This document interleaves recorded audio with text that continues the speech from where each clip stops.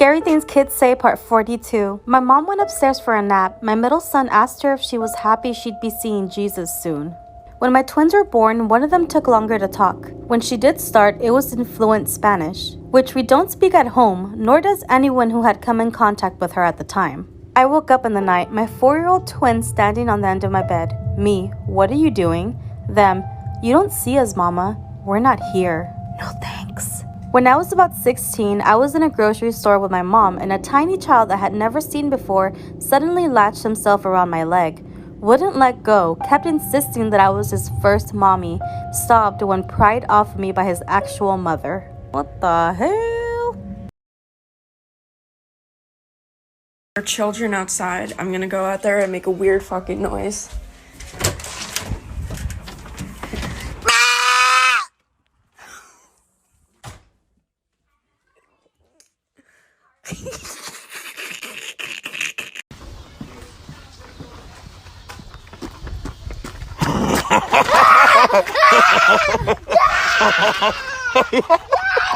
These kids are creepy fucking assholes, let me tell you. Murderous, creeping assholes. Look at these creepy fucking children.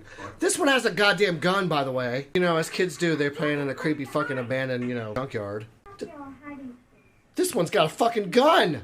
This child has a fucking 38, I think is what that is. I don't know. You said it was a fake gun. Bullshit, that's a real gun. You know that's a real gun. They're playing hide and seek, and this one's like, hey, why don't you jump in the fucking refrigerator? Also, don't ever do that. That's how kids get murdered, is jumping into refrigerators. I'm not getting in that. This guy's got a fucking gun. Don't get in there. Don't do it, Jimmy. Billy. Brian. I don't know his name. Don't do it. Of course, this one jumps out, and he's like, oh, psych. Oh, you're dead now. You're gonna die in here.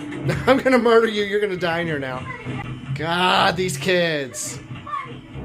Brian is trapped in here, and he's probably gonna run out of air. Your boy is dying in here. Probably hot, and it stinks, too. Is he gonna fucking... what? Boy managed to MacGyver some shit together while he's been trapped in here. He's gonna get out. Yeah, he's out! Oh, he lives on my birthday. He didn't...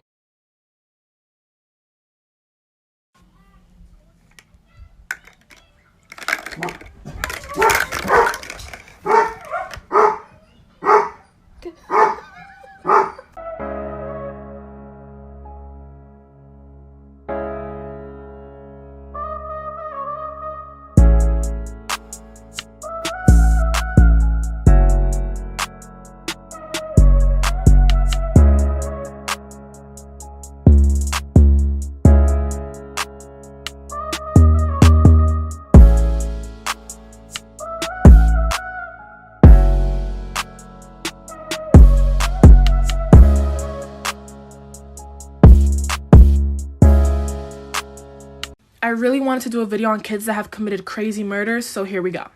Alright, so first we have Mary Bell. She was only 10 years old when she committed her first murder. In 1968, she strangled a little boy named Martin Brown who was only 4 years old in an abandoned house. Her and her friend Norma then went to a nursery and left notes about their guilt. 3 months later, her and her friend strangled a 3-year-old boy named Brian Howe. Not only that, they returned to the scene later and carved an M in his stomach with a knife as well as cutting off his hair and genitals. So then in 1993, we have this boy right here named Eric Smith, who was just 13 when he was walking down a sidewalk in New York and bumped into a 4-year-old boy named Derek Robbie. He then lured the boy into the woods, strangled him to death, threw rocks on his head, and sodomized his body with a tree limb. Alright, so now we have Lionel Tate, who was the youngest boy ever to be sentenced to life in prison without parole. He was 13 when he was babysitting 6-year-old Tiffany Unick. He was playing with her for 45 minutes before he called his mom and said she was not breathing because he slammed her against the table and had her in a headlock. Her injuries were ridiculous. Like for part 2. This is said to be one of the creepiest kid shows that was ever made. This was a real show called Ubi that aired in 2000. And it was actually created by the same people who started Sesame Street. The idea is simple. Instead of puppets, it's just the hands talking with ping pong balls for the eyes. But there's just something very unsettling about the whole thing. People have said the way the characters talk is very disturbing, the way they move around. Them being puppets without actually being puppets is almost as if we're watching the skeleton of puppets perform. Or like a puppet that's just made out of flesh. And yes, this show wasn't made to actually be scary in any way, but it's on the list of the scariest kid shows ever because some kids really did have nightmares. Tell me about the time you realized your child might be a psycho. Okay, so my youngest comes up to me and she goes, hey, can you record your voice on one of those little Build-A-Bear hearts next time we go? And I'm like, yeah, honey, of course. And she goes, sweet, because we're going to put that inside you when you die and fill you full of stuffing. She said we, so she ran this by somebody else that agreed on that idea. She wanted me to say, I love you so much. I don't know if I'm honored or if, like, seriously, I should call someone and get her the help she so desperately needs. But she loves me. Tell me about the time you realized your child might be a psychopath. My daughter has fully embraced the second child syndrome, where she gives zero fucks about anything and anyone at all time. So much so that a few years ago when her mother and I were still married, we nicknamed her YOLO because of how little she cared. And here's an example why. One day she was playing by the stairs in her house and she decided to climb those stairs and play on the landing. And I said, sweetheart, you can't be up there. It's dangerous. She said, it's not dangerous. I said, yes, it is. You might get hurt. She said, I won't get hurt. I said, I promise you, you'll get hurt. Get down. She goes, okay. At that moment, she drained all motion from her face and proceeded to yeet herself right off the stairs. Now I'm hauling ass across the house a good 10 feet away like a fat kid when they announce cake is being served. I catch her just moments before she cracks her head on the floor, and as I'm laying on the floor having a mild heart attack, she kisses me on the forehead and says, see, Daddy, I didn't get hurt.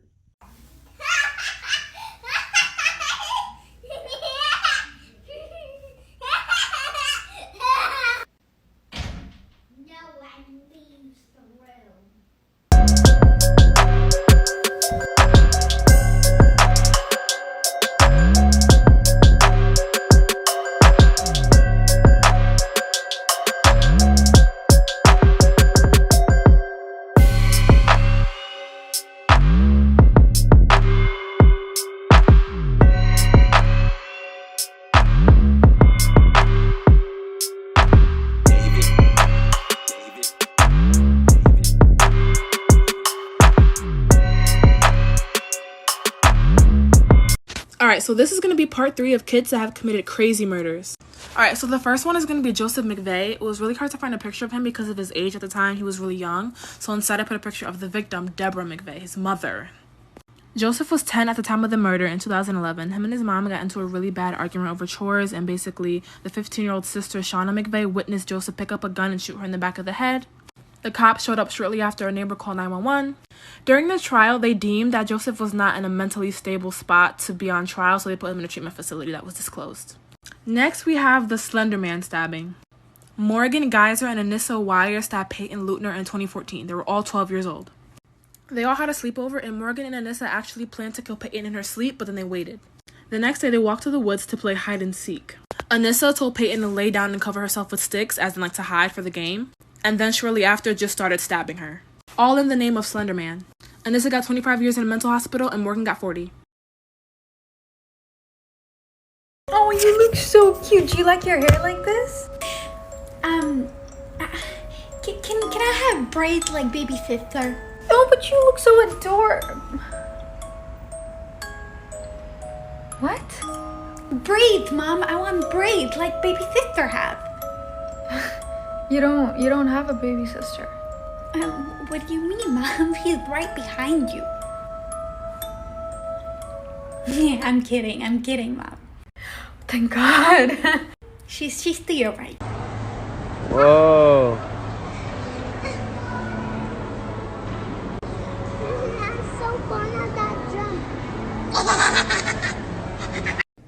Hey guys, I thought I would share the exact reason as to why I'm not having kids. Hey Ashley, your brother fell asleep watching Wreck-It Ralph. What you drawing? Can I see? That's cool. This is what I'm drawing. Do you like it? Ooh, yeah. I have a question for you, Ask away. Go ahead. I'm here. I was just wondering, what's sex? Well, you see, sex is what distinguishes a male and a female. Sex. The kids at my school say it's something different. There's something standing behind you. There's nothing behind me. You know what, Ashley? Why don't we just go to bed? Okay. Ashley, I tucked in your brother.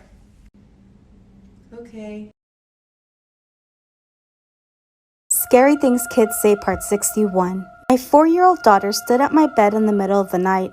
I jumped as it looked like a little black girl with afro hair. My daughter is white with blonde hair. I jumped up and she said, Mommy, I don't feel like me. When my son was 3 years old, he stood by my bed and said, Mommy, I know how I died. Then he did a slicing motion across his neck, and it didn't faze him. Mind you, he was 3. All we ever watched was G-rated shows. When my 7-year-old heard him, she said, I know that. I was his nurse and tried to help him. She later filled in more information and led me to believe she was talking about the American Civil War. To this day, it still blows my mind. My son was about 6 and his step-grandma had died. After that, he would not sleep in his room and go in there alone. I had asked him why he wouldn't sleep in his room anymore. He said because Grandma Deb is in there. Alrighty then, the door remains shut to this day. That's scary. Tell me about the time you realized your child might be a psychopath. So my daughter came up to me like 2 months ago. And very sweet, because she is very sweet most of the time. And she said, Mommy, you haven't yelled at me. You haven't spanked me. And I love you. So I'm not going to kill you tonight. Tonight? Were you going to kill me if I planned on yelling at you? What? And then she was like, I don't think I'm going to kill Daddy either. So now she frightens me. And she's 4.